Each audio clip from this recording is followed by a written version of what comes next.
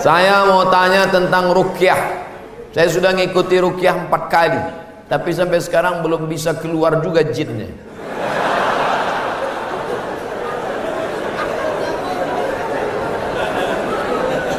Nanti pergi ke Pekanbaru, mana tahu hari libur, di belakang Hotel Premier ada Masjid Al-Falah.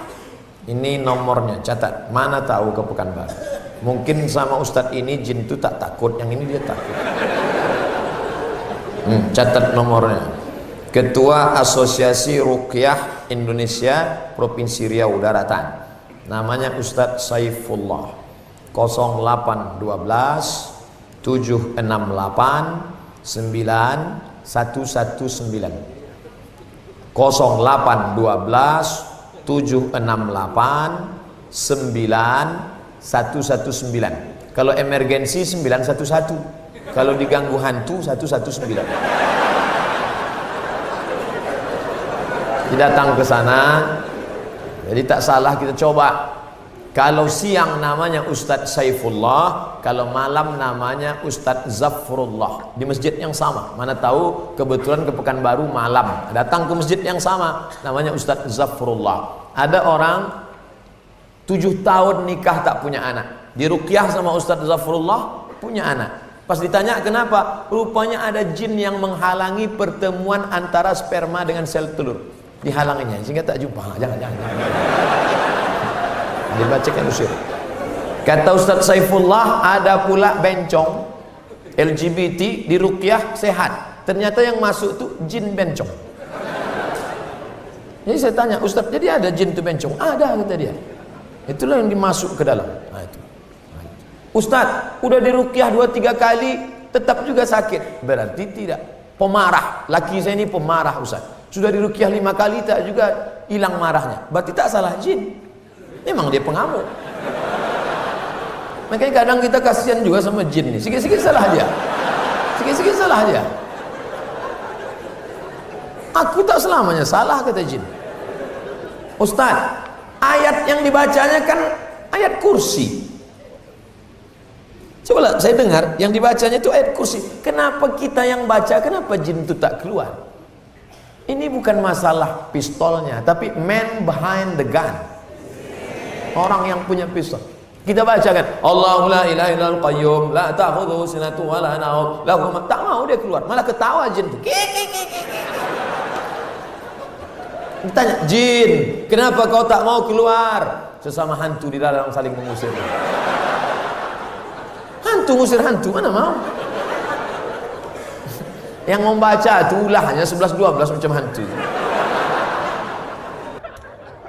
Apa hukum suami menyembunyikan uang gajinya? Kadang memberi istri sikit, padahal gajinya besar. Berapa tadi hak ibu? Ingat, berapa hak ibu tadi? Makan, pakai, tempat tinggal, pendidikan, perhatian. Kalau kurang, maka laki-laki ini dituntut di hadapan Allah Subhanahu wa taala. Hai laki-laki yang gajinya banyak tapi mengasihi bini sikit, maka ingat 5 ini mesti kau tunaikan. Alhamdulillah Ustaz Somad, dulu selama ini abang tuh cuma 100.000 lah dikasihnya. Setelah mendengar ceramah Ustaz tadi malam, bertambah berapa? 110. Tambahlah. Nabi sedang duduk. Nabi duduk-duduk di bukit Sofa. Datang seorang perempuan namanya Hindun. Apa kata dia? Ya Rasulullah, inna Aba Sufyan rajulun sahih. Suamiku itu orangnya pelit. Boleh tak aku ambil duitnya untuk makan anak-anakku? Kata Nabi, ambillah. Itu dalil boleh mengambil duit laki yang pelit. Tapi kalau kurang, kalau udah cukup jangan ambil lagi. Saya tak tanggung jawab. Nanti dia ambilnya semua. Pas ditanya, kenapa kau ambil? Kata Ustaz Somad tadi malam. Misalnya standar di sini sebulan 3 juta. Laki cuman mengasih 1 juta. Maka ibu boleh ambil 2 lagi. Kenapa? Karena itu keperluan. Begitu dalam riwayat tentang Hindun mengadu Abu Sufyan rajulun syahid, pelit. Saya ingin bertanya Ustadz, bagaimana Islam memandang seorang yang mengagumi, mencintai pasangan orang lain?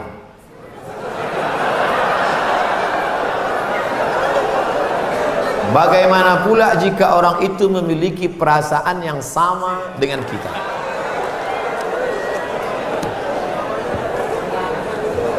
Hidup ini ada pilihan, ada keterpaksaan. Hidup ini ada pilihan, ada keterpaksaan. Saya mau ceramah antara duduk dan berdiri. Pilihan atau keterpaksaan? Pilihan.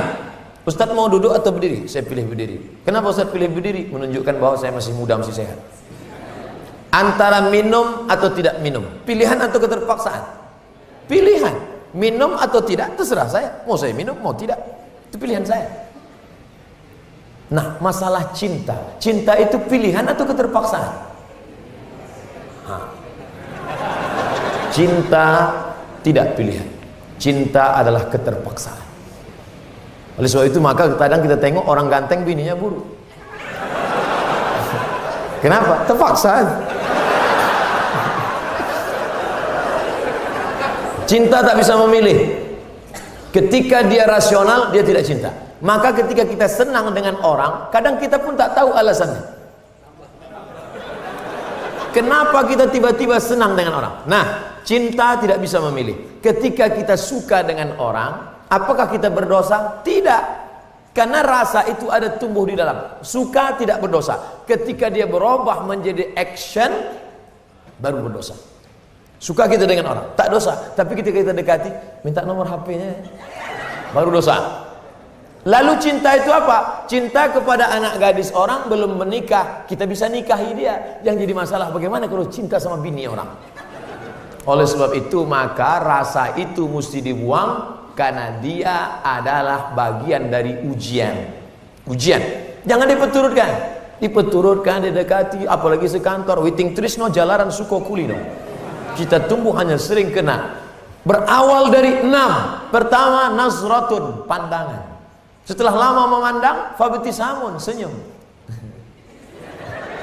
Setelah senyum, fasalamun, selamat pagi, good morning. Setelah salam, fakalamun, kerja di mana? Di BP, sekantor ya.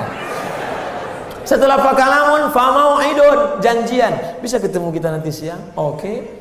Sukanya makan apa? Ayam panggang. Sana kalau gitu, iya. Faliqaun, pertemuan. Setelah pertemuan, bekerjalah setan, lalu kemudian makan bersama, makan siang. Apa kata orang Inggris? No free lunch. Tak ada makan siang yang gratis. Akhirnya terjadilah apa yang terjadi. Maka kalau ada bibit-bibit itu terasa di dalam, tekanlah dia, jangan lagi pandang, jangan diperturutkan. Itulah nilai jihad. Bukan jihad berdarah-darah melawan Belanda, tapi jihad hawa nafsu yang justru jauh lebih besar. Melawan meriam Belanda banyak orang tahan, meriam Belina payah. Bagaimana hukum kita sholat berjamaah di suatu lapangan, terus sopnya putus-putus? Mohon penjelasannya Pak Ustaz. Sawus sufuf, luruskan sop. Fa inna taswiyatas sufuf min tamamis sholah. Lurusnya sop bagian dari kesempurnaan. Sholatnya sah, tapi kurang sempurna. Sholat tadi berjamaah di sini sah, tapi kalau putus-putus kurang sempurna. Imam, luruskan dulu, tengok. Saya sholat di Masjid Istiqomah di Bengkalis. Apa kata imam? Luruskan shaf, matikan HP.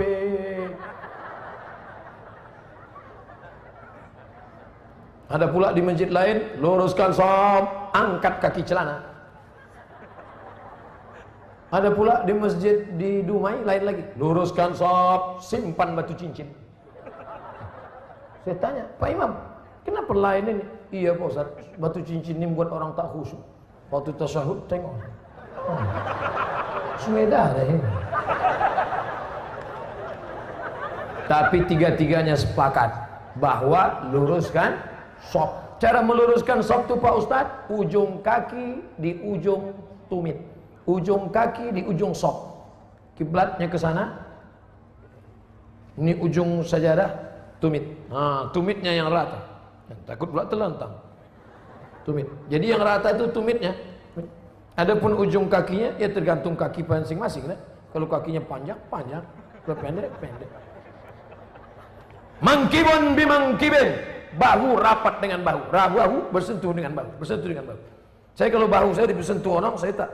Cuman kalau kaki kadang disentuh, geli kita. Nah, jadi kalau ada kawan, kita senggol kakinya sekali, dia geser, jangan disenggol lagi. Nanti asik ngurus kaki. Saya khawatirnya dia preman baru tobat. Begitu kita dipijakkannya, gitu. Bertinju kita di masjid. Kalau sampai kita bertinju di masjid, nanti yang ketawa yang tak ke masjid. Kenapa orang itu bertinju di masjid? Gara-gara kaki. Untung kita tak ke masjid. Lepak balak 6. Nah, jadi bahu rapat dengan bahu, kaki rapat-rapat sedikit lah. Kalau dia risau atau usah tempel. Setelah itu barulah imam angkat takbiratul ihram. Allahu Akbar. Bagaimana hukum suntik rubella yang belum sertifikasi halal MUI? Sampai sekarang Majelis Ulama Indonesia tidak mengeluarkan sertifikat halal sampai hari ini. Itu yang disampaikan oleh Sekjen MUI, Wakasekjen MUI, Kiai Haji Dr. Kiai Tengku Zulkarnain. Oleh sebab itu kalau ada yang memakai itu alasannya karena darurat. Karena kata dia kalau tidak disuntikkan ini anaknya sakit cacat, mati. Kita kalau dipilih antara dua, mati atau makan babi, pilih mana? Makan babi. Tak boleh pilih mati. Masuk ke dalam hutan, pilihan cuma dua, mati sama makan babi. Kau pilih mati atau makan babi? Aku mati aja lah, tak boleh. Mesti makan babi. Ambil kecap, colek-colek babi itu.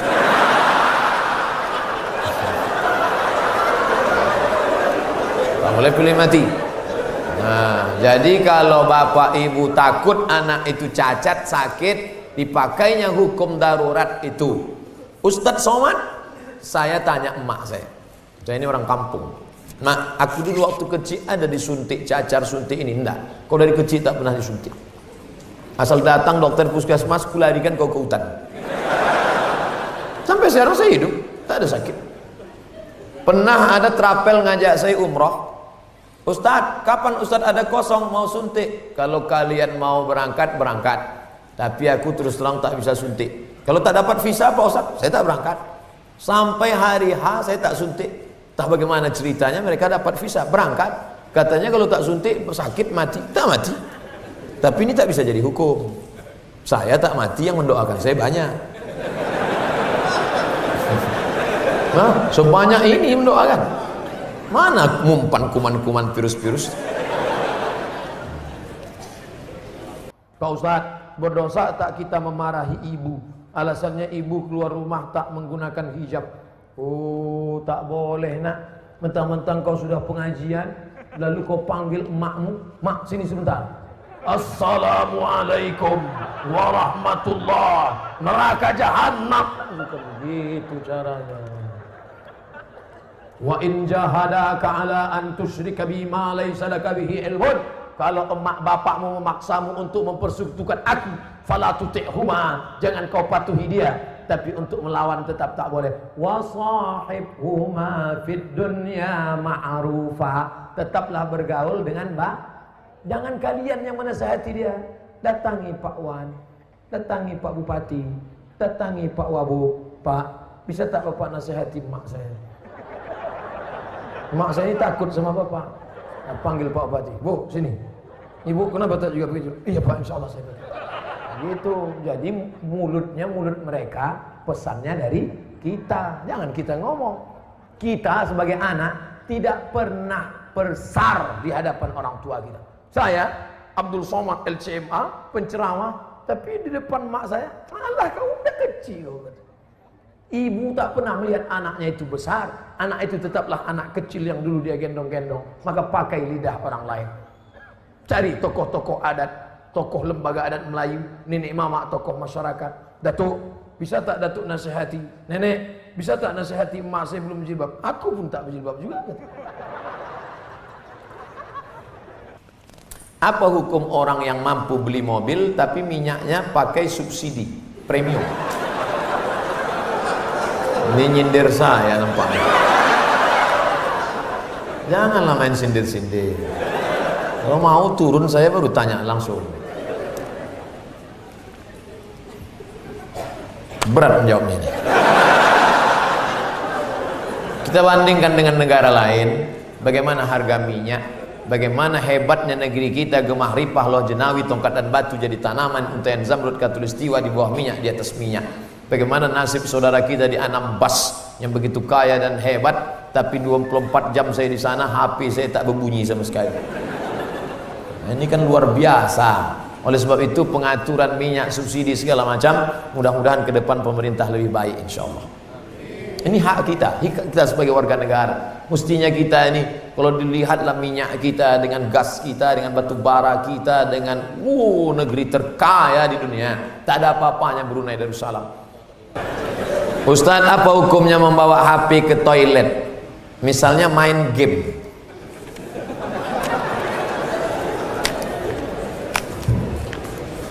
Ada orang buang air besar sambil main game.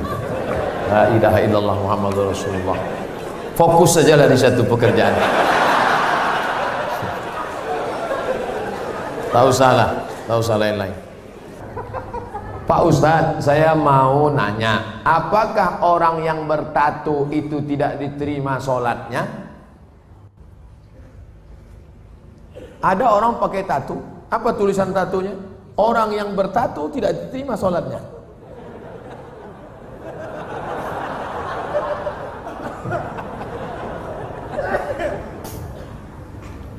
Tato adalah kahal.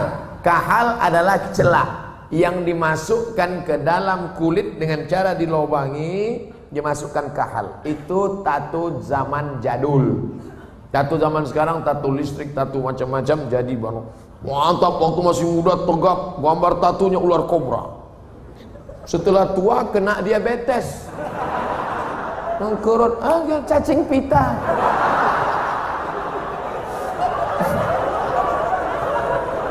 Sebelah kanan gambar burung gagak yang sedang ingin terbang menangkap serigala.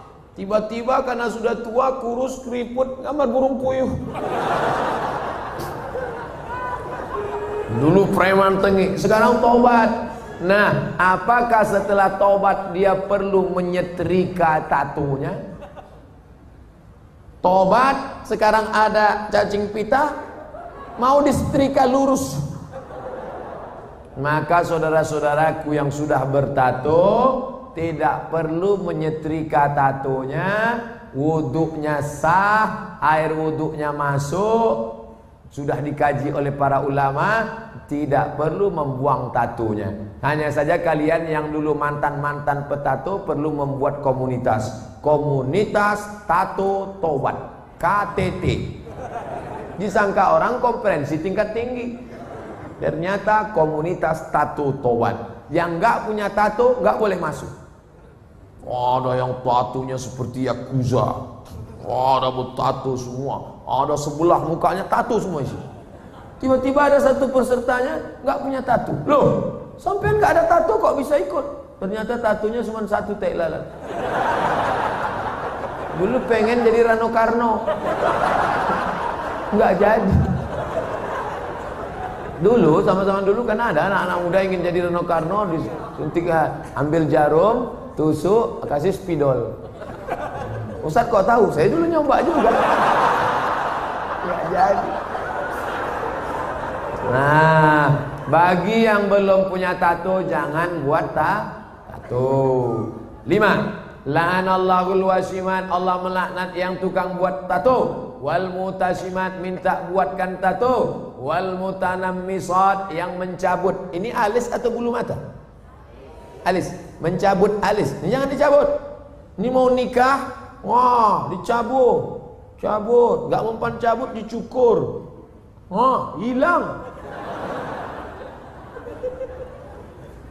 Tukang buat tato, minta buatkan tato, mencabut bulu mata, alis mata. Wal mutafallijat, mengotak-atik gigi. Gigi sudah bagus, dia otak-atik, kecuali giginya memang gak wajar. Setiap melihat dia senyum, pingsan 3 orang. Hai, pingsan. Itu boleh. Pakai kawat. Dulu seingat saja kawat itu kan untuk pagar. Sekarang gigi pakai kawat.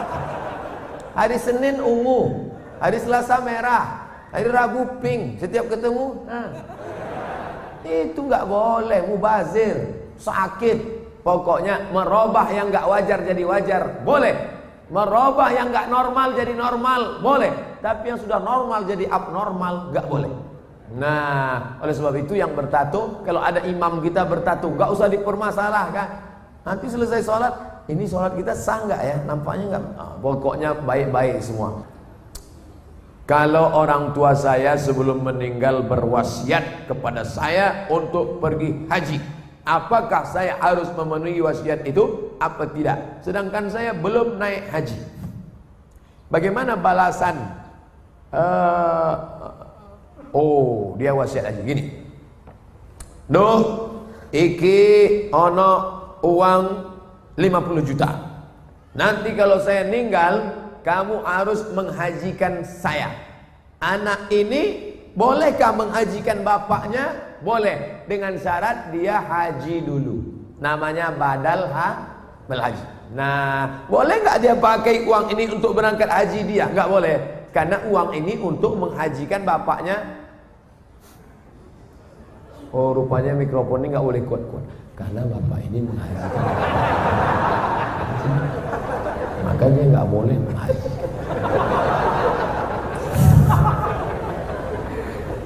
Jadi dia harus haji dulu, baru dia bisa menghajikan bapaknya. Dalilnya mana?